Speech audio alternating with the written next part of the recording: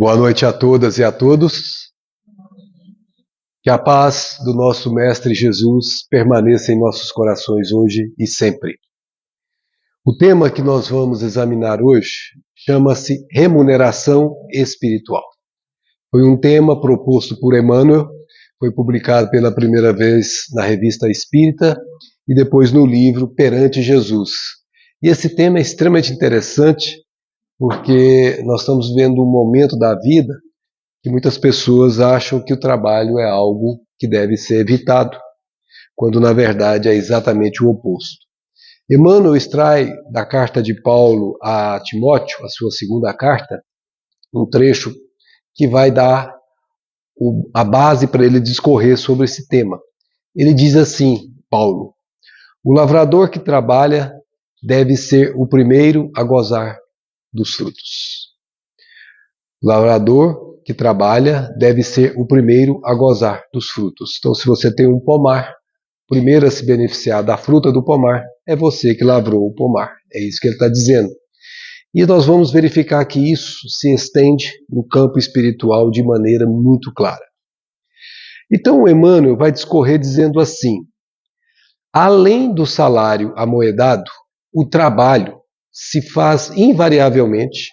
Então, além daquela remuneração financeira, o trabalho se faz invariavelmente seguido de remuneração espiritual. Como é que é isso? Então, trabalho fisicamente e ainda recebo espiritualmente? Sim, é o que ele está dizendo. Da qual salientamos alguns dos itens mais significativos. Ele vai fazer uma lista aqui grande que a gente vai destacar alguns. Acende a luz da experiência.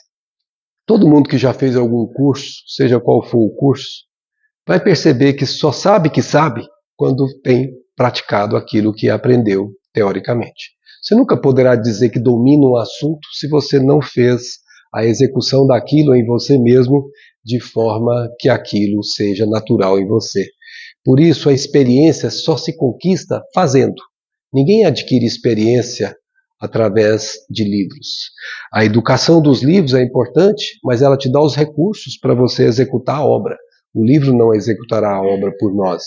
Por isso o livro é importante porque nos orienta os passos. Mas pôr em prática o que o livro nos orientou é tarefa de cada um de nós. E é essa prática que acende a luz da experiência. Agora há pouco, vamos falar da luz aqui, né? Jesus mesmo disse isso. Brilhe a vossa luz diante dos homens. Glorificai o vosso Pai diante dos homens.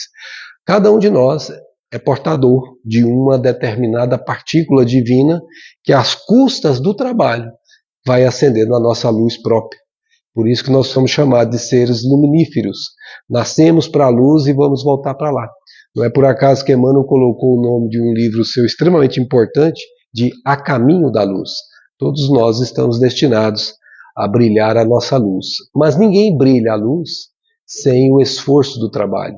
Ninguém provoca aquela movimentação de acendimento sem que tenha uma corrente fluindo por aquele canal. E nós somos assim, pessoas que precisamos trabalhar para executar a luz em nós. Promove a autoeducação. Toda vez que você trabalha, você tem que se autoeducar. Vamos imaginar alguém que trabalha numa empresa, por exemplo. Ele tem que aprender a se submeter às regras daquela empresa, seja qual for a empresa, ou qual for o lugar que ele trabalhe. Ele tem hora de chegar, hora de sair, ele tem que lidar com pessoas. Isso tudo vai ajudando essa pessoa a ter a autoeducação, aprender a ver o outro como o outro é, respeitar os direitos do outro como gostaria que os outros respeitassem o seu, e por aí afora vai. Enfim, na movimentação do trabalho, mesmo remunerado financeiramente, você adquire o que se chama autoeducação. Noção do valor do tempo, né? A gente sabe que o tempo é o bem mais precioso que Deus nos concedeu. E Emmanuel disse que quando estamos trabalhando, nós vamos desenvolver essa noção do valor do tempo. Nós vamos perceber o quanto é precioso o tempo. Para a gente notar como isso é importante, certa vez perguntaram para Chico se ele tivesse alguma coisa para se arrepender desta encarnação, qual seria? E Chico falou, tenho muitas, minha filha, respondendo para a menina que era uma repórter. Mas a que mais me deixa muito triste é o tempo que eu não consegui aproveitar. Aí eu fiquei pensando, gente, o homem dormia 3 horas por dia, Quando dormia, mas estava trabalhando no mundo espiritual, passava o tempo todo psicografando, trabalhava o dia inteiro. Eu fiquei pensando, gente, eu ainda acho que trabalho. Aí você percebe o que é noção do tempo. O tempo você recebe exatamente em 24 horas. O que você vai fazer das 24 horas que você recebeu corre por sua conta. E você terá que responder por isso. Então, quando a gente está trabalhando, a gente começa a desenvolver essa noção de tempo, da preciosidade que é o aproveitamento do tempo. Também estabelece apreço em nossa área de ação, ou seja, você começa a dominar determinado assunto e você toma apreço por aquele assunto, você passa a se tornar uma pessoa que é referencial naquele assunto, porque você executou aquela tarefa várias vezes, você dominou aquela tarefa e aquilo fez em você mudanças que te caracterizam num outro patamar. Dilata entendimento. Como assim dilata entendimento? Ora, vamos pensar. Todo mundo, quando se reúne, em qualquer que seja a reunião, seja uma reunião familiar, reunião de trabalho, reunião social, tem um contato. O contato social coloca-nos uns ao lado dos outros. E a primeira coisa que a gente percebe nesse contato são as diferenças que há entre nós.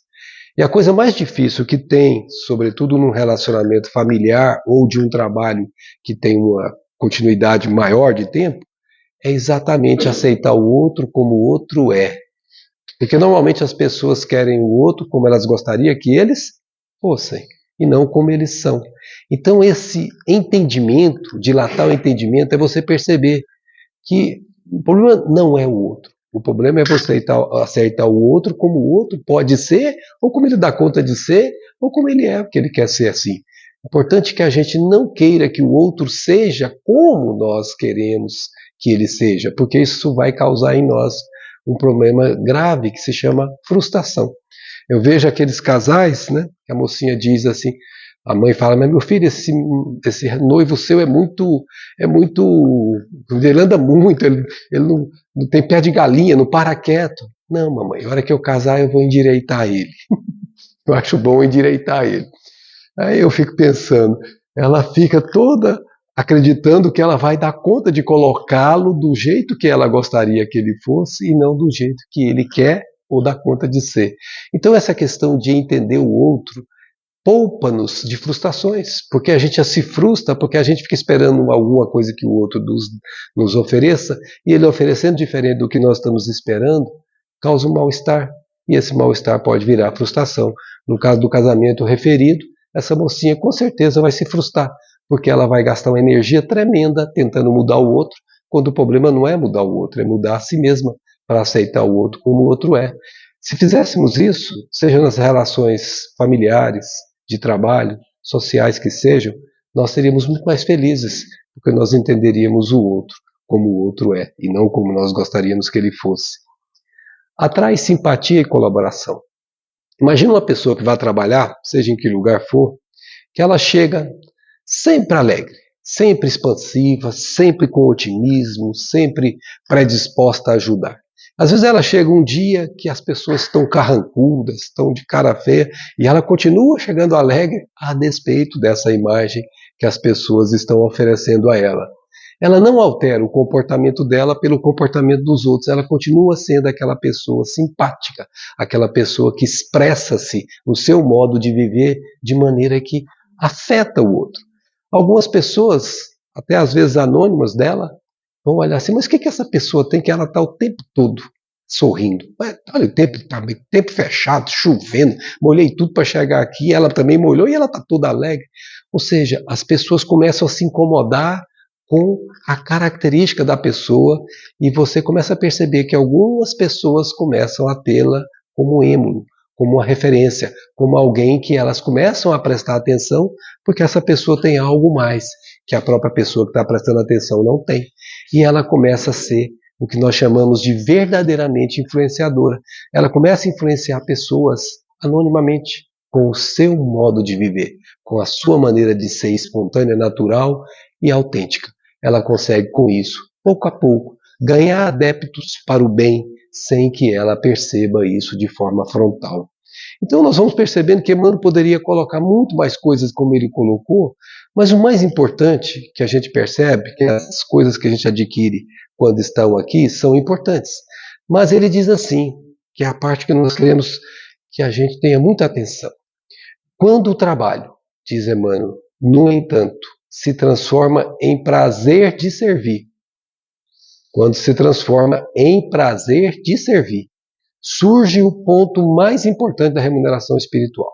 Então tem uma remuneração espiritual natural que você recebe quando você trabalha. O simples fato de você trabalhar mesmo para o seu sustento, mesmo para seus bens financeiros, você está tendo um ganho espiritual, que são as suas aquisições espirituais que você vai abarcando em você e você vai crescendo naquela experiência daquele trabalho X ou Y, Z. Você está crescendo. Mas ele está dizendo que além desse, que todas as pessoas obtêm, que quando essas pessoas não vão lá para trabalhar apenas para arrecadar o seu dinheiro financeiro, troca, eu entrego o meu trabalho e eu quero a minha remuneração. Não. Ele está dizendo que quando você vai lá, pelo prazer de servir, independentemente de quanto você ganha, independentemente se você é bem ou mal remunerado. Não é isso. Ele está dizendo que quando você tem o prazer de servir, tem uma especial maneira de ver a remuneração espiritual. Ele diz assim: toda vez que a justiça divina nos procura no endereço exato para a execução das sentenças que lavramos contra nós próprios, segundo as leis de causa e efeito, se nos encontra em serviço ao próximo, manda a divina misericórdia que a execução seja suspensa por tempo indeterminado. Seja suspensa por tempo indeterminado. O que acontece? Quando nós estamos no plano espiritual, sem exceção, todos nós aqui, nós tivemos uma existência anterior ao período que nós estávamos no mundo espiritual e, com certeza, nas experiências daquela reencarnação anterior, nós devemos ter cometido alguns erros, alguns equívocos para com a lei divina. E quando nós voltamos para o mundo espiritual, nós fazemos a avaliação daquilo que nós nos comprometemos diante das leis de Deus. E ali nós estabelecemos, junto com os nossos benfeitores espirituais, um planejamento reencarnatório. Um planejamento reencarnatório. Então, se eu carrego culpa por alguma situação que eu me envolvi numa encarnação passada, aquela culpa me incomoda de maneira absurda. Lá no mundo espiritual, ela cresce mais ainda do que quando eu estou encarnado, porque o corpo de carne abafa um pouco as nossas percepções espirituais.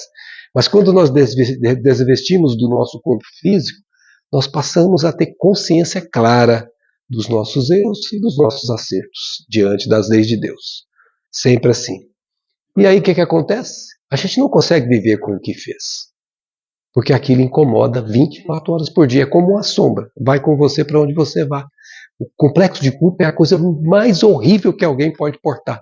Porque para onde ele for, o complexo de culpa vai com ele. E incomoda, é um espinho o tempo todo incomodando 24 horas por dia.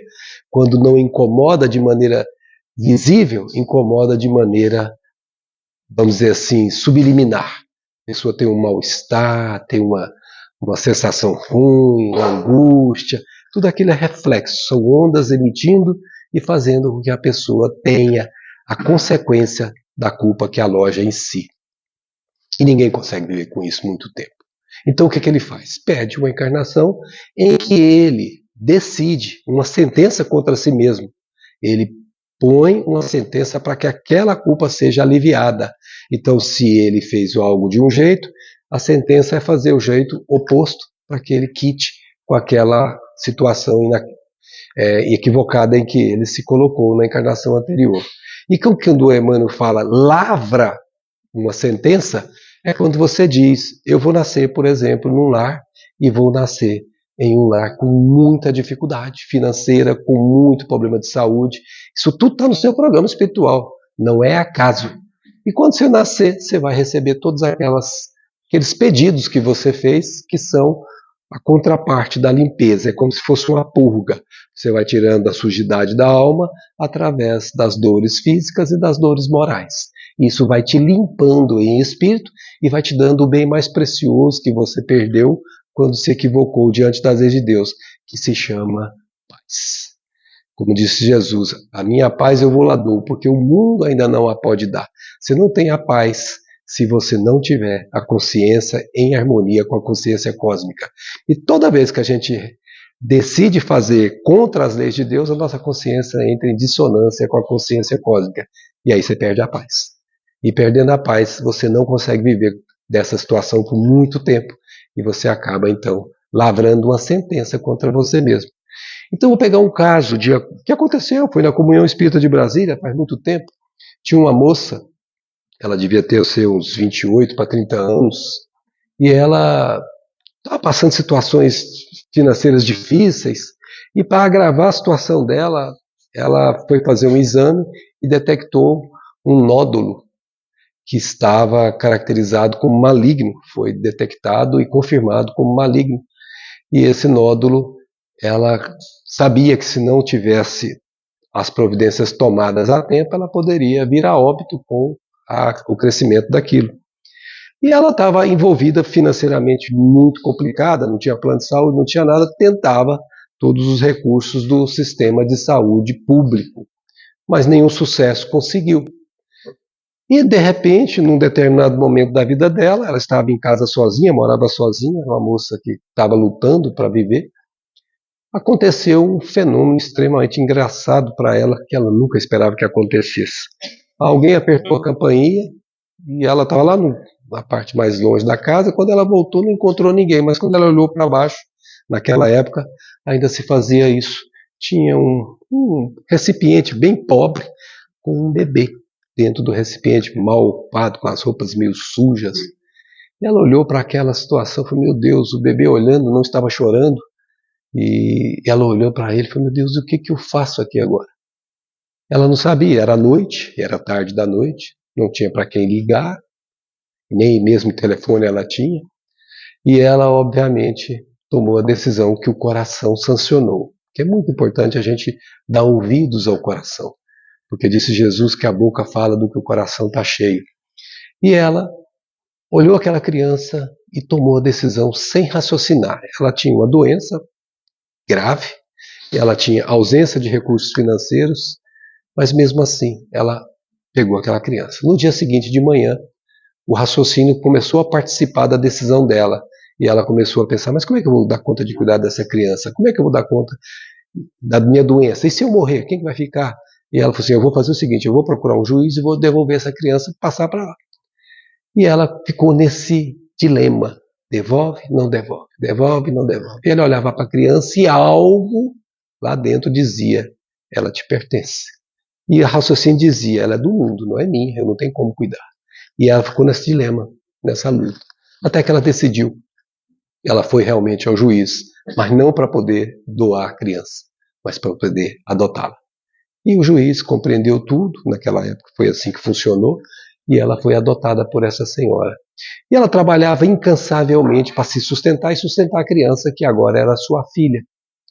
E ela viu a vida começar a se modificar na faina do dia a dia, sem que ela começasse mesmo pensar nela mesma. Ela começava a pensar só na criança, desde a hora que acordava e terminava o dia pensando na criança. Passaram os dias, os meses. Quando ela se deu conta, já tinham quase 9 meses, 10 meses, ela se lembrou que tinha um câncer.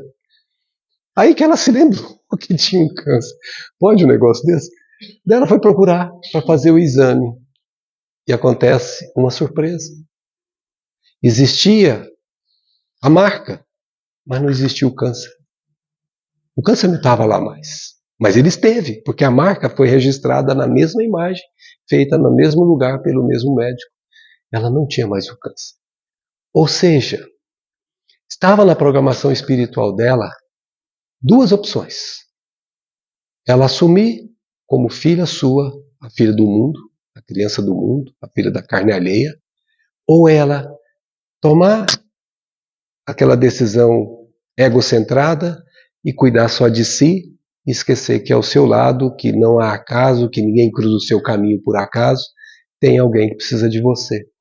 Então, ela sancionou a decisão que manda o coração. E daquele momento em diante, forças espirituais começaram a agir em favor dela para que todas as coisas começassem a funcionar e dar certo. Ela arrumou um emprego, ela arrumou uma situação estável, ela começou a equilibrar-se e ela começou a ser feliz, que é o que ela não estava sendo. Então a gente percebe que essa é uma lei. Quando você faz o bem, você anula o mal. Por isso que Pedro disse: o amor cobre a multidão de pecados. Toda vez que você faz o bem, sem que você se dê conta, você está criando condições para que o mal em você, instalado por você, seja de uma forma ou de outra eliminado ou postergado. Emmanuel diz que foi mandatório a suspensão, não diz que era mandatória a eliminação, por tempo indeterminado. E ele vai dizer assim, no caso dessa moça, ela foi suspensa. Ela não teve mais essa doença, e depois, obviamente, eu não conheci mais a história dela, não sei por onde ela anda, mas só sei que daquele momento, daquele período que a gente acompanhou, ela realmente teve suspensa a sua doença. E ele diz assim: e quando ocorre, em momento oportuno, o nosso contato indispensável com os mecanismos da justiça terrena, eis que a influência de todos aqueles a quem porventura tenhamos prestado algum benefício aparece em nosso auxílio. Então você não se dá conta da quantidade de amigos que você faz quando você vive em prol do outro. A quantidade de amigos anônimos que você cria no seu entorno, sem que você se dê conta. As pessoas começam a se simpatizar com você, sem que você nem mesmo saiba que elas são simpáticas a você. Se te acontece alguma coisa, alguns, já religiosos, espontaneamente fazem oração por você, sem que você se dê conta de que alguém está orando por você. Dona Joana de Anjos tem uma frase que diz assim: ninguém jamais se arrependeu de fazer o bem, mas qualquer um que faça o mal irá com certeza se arrepender.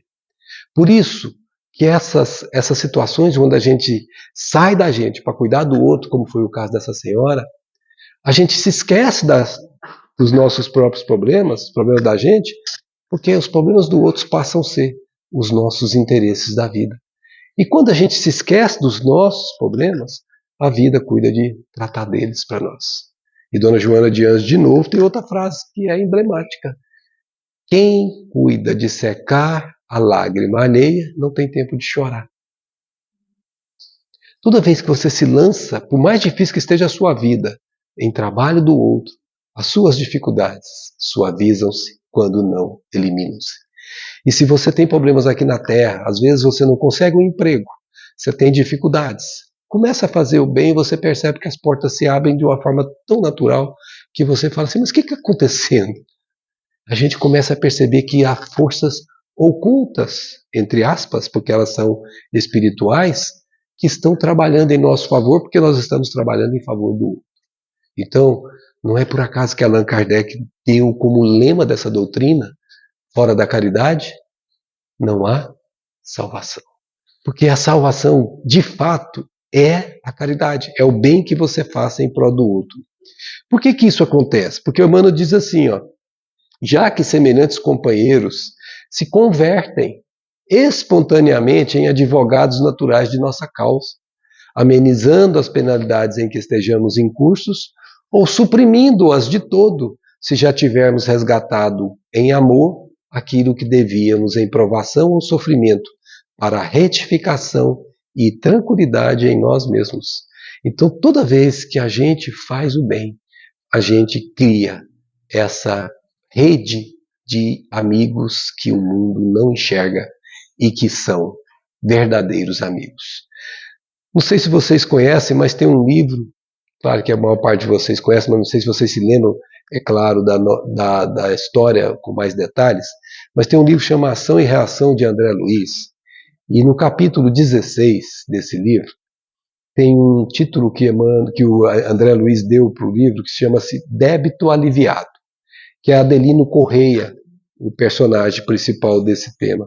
O Adelino tinha sido uma pessoa que, numa encarnação passada do século XIX, por um movimento de loucura em termos de paixões que ele se envolveu, acabou matando o próprio pai e cometeu um crime extremamente complicado que causou a ele danos severos por muito tempo. E depois que ele foi socorrido, depois de sofrer muito tempo no mundo espiritual, quando ele caiu em si como filho pródigo, ele conheceu o Espiritismo lá no mundo espiritual, não foi aqui na Terra. Estudou o Espiritismo, trabalhou pelo Espiritismo, assim como aqui, eles também têm trabalhos lá. Trabalhou pelo Espiritismo, se fortaleceu nos conhecimentos e, sobretudo, sentiu o que aprendeu. Ele vivia o Espiritismo, não era apenas da boca para fora. Ele sentia e vivia o Espiritismo. Mas ele tinha contraído um débito extremamente grave. Ele tinha feito um crime extremamente grave, que era o parricídio. Ele tinha matado o próprio pai e matou com fogo, porque ele tinha dado entorpecente para o pai, ele e a volúvel menina que era a esposa do pai, que resolveu ficar com ele, e botaram fogo com resina no pai, que ainda estava vivo, e o pai sentiu aquilo lá tudo. Então o pai não conseguiu perdoar, perseguiu durante muito tempo, mas depois, quando ele pôde, ele foi socorrido, e ele começou então a trabalhar na sua própria execução da sua própria situação. E a encarnação dele foi uma encarnação extremamente difícil. Nasceu com uma doença que chama-se pênfigos, ou conhecida como fogo selvagem, né? Eu acho que é isso, que ele tinha a pele que sentia que queimava a pele. É como se a pele estivesse queimando mesmo, que era uma repercussão do corpo espiritual no corpo físico, retratando o que se passava na consciência culposa dele. Ele sentia as labaredas na própria pele, pelo corpo todo, como o próprio pai tinha sentido. Mas ao contrário de lamentar-se como muitos fazem, ele desde cedo, muito pobre, mas muito trabalhador, muito devotado, começou a fazer o bem de forma denodada. Não tinha nenhum problema, fazia o bem qualquer hora do dia, da noite, e viveu para o bem enquanto ele pôde. As doenças aconteciam, mas elas foram minimizadas sem que ele soubesse pelos benfeitores, e ao encontrar de ter ficado acamado todos os dias da sua vida na Terra, que era a programação, ele começou a poder trabalhar aquelas pústulas, tinha umas gretas na pele dele, algumas pústulas com sangue, era uma imagem ruim que ele carregava em si, mas ele mesmo assim trabalhava e passava alguns dias do mês, 2 dias, que ele tinha crises mais severas, mas isso não impedia que ele trabalhasse. E os benfeitores disseram que essa liberação do seu sofrimento foi exatamente porque o trabalho estava sendo a válvula de escape para a dor, para o sofrimento. O corpo funcionaria como a purga, como o carvão, como o mata-borrão. Quando ele começou a trabalhar, essa purga, esse mata-borrão, esse carvão, passou a se chamar trabalho. Pelo trabalho, ele aliviava as dores físicas e também as dores morais, porque ele era uma pessoa acabunhada, o sentimento de culpa que ele carregava voltava, vira e mexe nele de maneira que ele não compreendia as causas, mas sentia. Mas o fato é que ele não deixou de trabalhar. E tem 2 casos que aconteceram interessantes, porque ele começou a ajudar várias pessoas, ajudou muitas pessoas. E aí uma senhora no mundo espiritual, eu vou ler como André escreveu, ela disse assim, quando estava o André e os benfeitores visitando a casa do nosso Adelino. Ela abeirou-se deles e, demonstrando gozar de intimidade com o orientador da excursão, falou afetuosa a ele: assistente amigo, venho rogar-lhe socorro em benefício da saúde do nosso Adelino. Noto-o mais incomodado, ultimamente pela dor das feridas não cicatrizadas. As feridas não cicatrizavam. E aí o Silas logo disse: sim, sim, e o caso dele merece de todos nós especial carinho. Ou seja, os benfeitores já estavam acompanhando, mas a senhora, que não acompanhava a excursão, ela cuidava dele e vinha fazer uma intercessão em favor dele. Acrescentou ela, comovida, porque o Adelino pensa mais nas necessidades dos outros que na dele, sem refletir nas próprias. Ele não preocupa-se se vai faltar o pão na mesa dele, quando vê que o outro não tem o pão na mesa dele. Então, ela estava comovida e ele rapidamente colocou que isso seria resolvido. 2 de nossos médicos o vêm assistindo atenciosamente quando se encontra ausente do corpo físico por influência do sono. Ele era paupérrimo, não tinha dinheiro para pagar médico, não tinha dinheiro para fazer nada, mas ele era atendido no mundo espiritual, pelos médicos do mundo espiritual. E não nos esqueçamos, quando você recebe passe, o passe primeiro passa pelo seu perispírito, depois é que vai para o seu corpo físico. Quando você vai para o mundo espiritual, que você tem tratamento do seu corpo espiritual repercute no corpo físico. E ele foi melhorando, pouco a pouco, sem um único remédio da terra. E afagando-lhe a cabeça, disse: esteja tranquilo, em breve ele estará plenamente restaurado. Ele estava sendo cuidado, sem sabê-lo. Depois de algum tempo, apareceu um rapaz simpático, igualmente já desenfaixado da matéria. Depois de saudar-nos, rogou reverente ao nosso orientador: meu caro assistente, sei que o nosso Adelino vem atravessando certa crise financeira. Pelo muito que auxilia os outros, descura-se das suas próprias necessidades. Esse rapaz, olha como é que funcionam as coisas. Ele era filho de uma vizinha do Adelino, tão pobre quanto ele, e ela tinha mais 2 filhos, sendo que um tinha problemas de saúde, problemas vinculados à sua reencarnação, que ela tinha que ajudar. E o Adelino, todas as vezes que podia, estava lá ajudando com o que lhe faltava, não é com o que lhe sobrava. Ele tirava do dele para levar para ela, porque ele sabia que as necessidades dela eram prementes.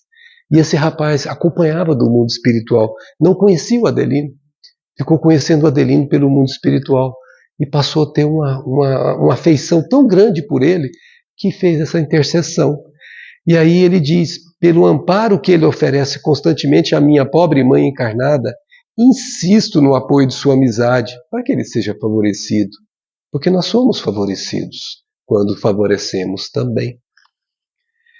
Ainda na semana passada, vai contar um caso ele, ouvindo as súplicas de minha genitora viúva, em grande penúria para atender o tratamento dos 2 dos meus irmãozinhos enfermos, procurei-o em lágrimas, transmitindo-lhe apelos mentais para que ele nos protegesse.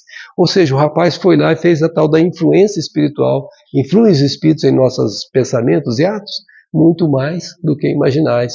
O rapaz tinha vínculo sentimental com Adelino, eram almas que vibravam na mesma frequência do sofrimento, e ele pediu encarecidamente na acústica da alma do Adelino para que o Adelino socorresse a mãezinha.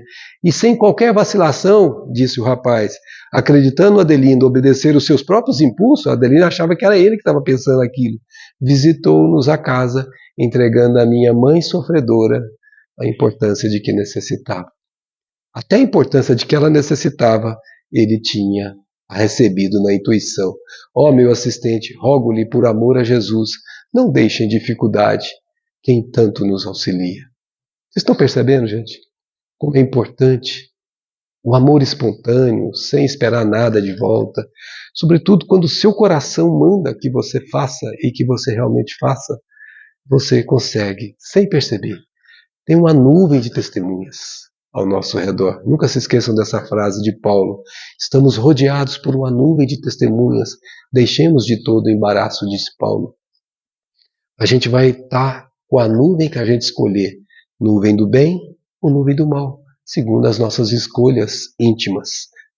Está dentro do nosso coração a fonte da atração. E ele escolheu a nuvem de testemunhas daqueles que com ele padeciam tanto quanto ele as dores da vida. E aí o Silas vai dizer tranquilo para o rapaz: descansemos. Adelino permanece na rede de simpatia, são palavras de André, na rede de simpatia fraternal que teceu para o asilo de si mesmo. Vocês conhecem a expressão? Eu acho que ninguém aqui vai conhecer. Se alguém conhecer, por favor, me avise. É dando o que se... Ah, vocês conhecem. Como é que eu fui? Oh, meu Deus, claro que vocês conhecem. É isso aqui, gente. Você tece uma rede quando você faz pelo outro, de maneira que você não está esperando receber nada. Então, você está fazendo porque você está sentindo que tem que fazer. É seu coração impulsionando os seus atos.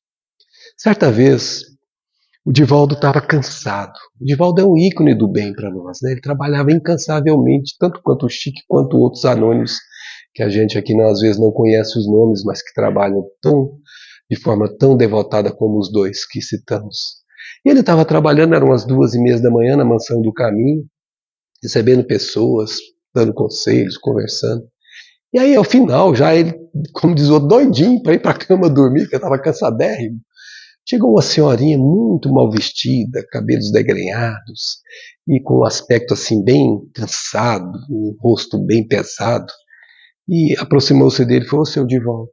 Tirou da bolsa dela do lado assim, a conta de água e a conta de luz, e falou: seu Divaldo, me ajuda a pagar essa conta de água e de luz, que eu sou lavadeira, tenho 7 filhos para cuidar, e se eu não entregar as trouxas de roupa amanhã, eu não tenho salário para pôr comida na boca dos meus meninos. Mas o Divaldo estava nervoso, estava cansado. E ele virou para ela e falou assim: ô minha filha, isso é com o Nilson de manhã, não é agora. Ô seu Divaldo, 7 horas da manhã, o homem diz que vai lá cortar a água e cortar a luz. E aí a Divaldo conta na palestra, ele conta isso numa palestra, que de repente, quando menos se espera, aparece para ele a tal da dona Joana de Ângela. Ele até brinca, né? Ela só aparece nessa hora. Aí ela vira para ele e fala assim: mas meu filho, o que você está fazendo? Ué, a senhora não está vendo? Eu estou cansado. Sim, meu filho, eu sei que você está cansado. Mas foi eu que te mandei ela. Assim, pois não, senhora, como é que é? Ou seja, Divaldo brinca, né? E aí ela faz uma pergunta para ele que eu nunca mais esqueci, e tenho certeza que se você prestar muita atenção na profundidade dessa pergunta que ela fez para o Divaldo, você também nunca mais vai esquecer. Ela diz assim para ele: meu filho, você está cansado. Em qual posição você gostaria de estar? Na dela de ter que pedir ou na sua de poder dar? Em qual posição você gostaria de estar? Na dela de ter que pedir ou na sua de poder dar? Jesus diz que nós temos que caminhar enquanto há luz, porque depois, quando vem a noite, nós não saberemos por onde pisamos. A luz é agora, que nós temos condição de ajudar, temos consciência tranquila, sabemos que o coração é a força que impulsiona-nos. Se nós fizermos isso agora, aproveitando aquele tempo precioso que Deus nos concedeu, tenha certeza que você estará no momento provável da sua vida, como qualquer um de nós aqui, na posição de ter que pedir. Mas só que você vai pedir e vai aparecer alguém para te dar. Agora, se você não fez nada pelo outro, absolutamente nada, como você pode esperar receber do outro aquilo que você não ofereceu quando você caminhava enquanto era luz? Pensa nisso, porque trabalhar e servir é uma lei do universo. Jesus chega a dizer que meu Pai trabalha sempre e eu trabalho também. Mais ainda, o Filho do Homem, disse ele, não veio para ser servido, mas para servir. Então, se Jesus diz isso, quem sou eu para poder achar que eu tenho que ser servido? Nós estamos no mundo para trabalhar e servir pela pérola da vida, pela bênção da obra do Senhor da vida, que é fazer a vontade do nosso Pai. E fazer a vontade do nosso Pai, assim na terra como no céu, como nos ensina a prece dominical, é amar o próximo, como a si mesmo. É fazer ao outro o que nós gostaríamos que o outro fizesse a nós, mesmo que o outro não faça. Mas nós que já temos consciência de que temos que fazer, nós precisamos fazer. Então é muito importante que a gente pense nisso, porque enquanto há luz, nós estamos em condição de trabalhar e servir. Depois, quando venham os tempos de dificuldade, onde as forças fraquejam, onde as limitações façam parte do nosso viver, onde os recursos se escasseiem, nós estaremos mais limitados para trabalhar e servir. Trabalhemos e servamos enquanto estamos no ápice das nossas forças. Porque disse o André acerca de Adelino, ajudando aos outros, Adelino debasta, limpa, purga, dia a dia, a montanha de seus débitos. De vez que a misericórdia do Pai Celestial permite que os nossos credores atenuem o rigor da cobrança, sempre que nos vejam oferecendo ao próximo necessitado aquilo que lhe devemos. Então, é importante a gente perceber isso. Toda vez que nós estamos fazendo bem, não é porque nós estamos sendo bonzinhos. Nós estamos cumprindo um dever diante das leis de Deus. E não estamos fazendo para o outro. O primeiro a se beneficiar somos nós mesmos. Perceba quando você faz o bem para alguém, que você vê o outro feliz pelo bem que você fez. Você é o primeiro a ficar feliz antes dele. Porque você se sente feliz por ele estar feliz. A gente, quando sente-se feliz pelo outro estar feliz, é porque a gente já está vivendo a vontade do Pai em nós. Então é muito importante a gente lembrar que o amor realmente cobre a multidão de pecados. Não espere o dia de amanhã para fazer o bem que já está latente em você. Faça já. Não espere o dia de amanhã, porque o dia de amanhã pode não vir. Você não sabe o que te espera. E você não pode ficar lamentando pelo bem que você não fez, porque o ontem também não pode voltar. Você só pode fazer hoje, agora, com as oportunidades que a vida te ofereceu. Ainda temos um comentário interessante, que é de um espírito que nós temos assim profunda admiração por ele.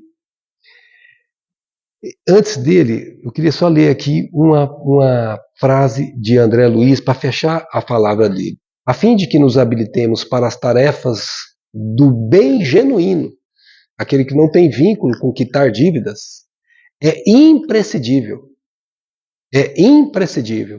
purgar a nossa condição inferior agravada pela culpa, pelo trabalho remunerado espiritualmente. Então prestemos atenção nisso. Nós um dia faremos o bem espontaneamente. Não é porque algo nos impõe necessidade de aliviar a nossa culpa, de lavar a nossa alma, de depurar as nossas sujidades. Vai ter um momento em que nós não temos mais o que lavar. Nós vamos fazer o bem pelo bem, como os benfeitores maiores nos têm mostrado. Leia-se Jesus principalmente. Mas é Humberto de Campos que eu quero chamar aqui para que a gente nunca se esqueça. Ele disse assim: trabalhe sempre, trabalhe sem cessar. O serviço é o melhor dissolvente de nossas mágoas. Ajude-se através do leal cumprimento dos seus deveres. Ajude-se através do leal cumprimento dos seus deveres. Isso é o que nós devemos fazer.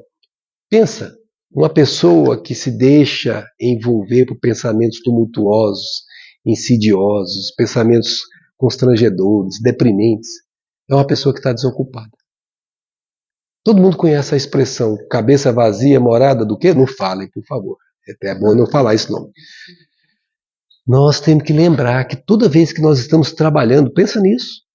Você está com a mente ocupada naquilo que você está fazendo. É como um copo de água cheia. Não entra água nova no copo que você não deixa entrar.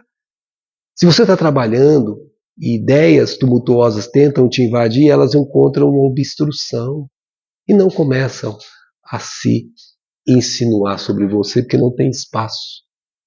Então o trabalho é o que ele chamou de dissolvente de nossas mágoas. Você não tem tempo para ficar lamentando a sua própria vida. Você não tem tempo para ficar reclamando da pessoa X, Y, Z que você não gosta. Você não tem tempo para ficar lamentando de coisas que não vale a pena nem lamentar.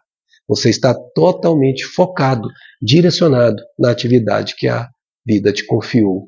E quando você faz isso, você começa a encontrar o repositório de paz no seu coração. Não significa que você tem que trabalhar 24 horas por dia, não é isso. Significa que você tem que ocupar o seu tempo com atividades úteis. Toda atividade útil, disseram os espíritos, é trabalho. Ler um livro edificante é uma atividade útil. Ler um livro pernicioso é uma atividade inútil. Ambos são atividades. Você escolhe o livro A ou o livro B, o caminho A ou o caminho B, segundo os seus interesses do que manda o seu coração. Mas se o seu coração já está desperto para as realidades espirituais, o resultado é sempre a remuneração espiritual silenciosa em seu favor. E isso faz de nós pessoas que pouco a pouco vamos nos depurando das nossas próprias condições inferiores e ao mesmo tempo vamos ganhando a serenidade, a mansuetude, a paz íntima que todo aquele que trabalha no bem conquista ao seu tempo. Muita paz a todas, muita paz a todos e muito obrigado por sua atenção.